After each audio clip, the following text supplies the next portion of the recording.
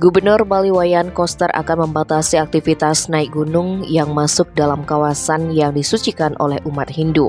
Karena itu dia mengapresiasi DPRD Bali yang telah merancang Perda RT RW yang mengatur kawasan suci termasuk gunung yang disucikan. Gubernur asal desa Semiran Buleleng ini melihat terjadi degradasi yang membuat gunung menjadi letah atau kotor, padahal gunung dari dulu merupakan kawasan suci. Ia mencontohkan Gunung Batur di Kintamani Bangli yang menjadi objek pendakian bagi wisatawan. Di kawasan tersebut sering terjadi kecelakaan, perbuatan asusila bahkan sampai memakan korban jiwa sehingga membuat gunung menjadi letah. Untuk mengembalikan kesucian gunung, warga setempat melakukan upacara mecaru, balik sumpah mulang pekelem yang menelan biaya banyak.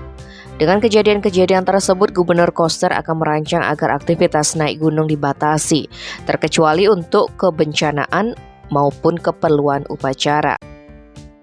Dengan adanya perda, dia ingin Gunung di Bali kembali menjadi kawasan suci karena gunung merupakan aura, taksu, dan spirit Bali.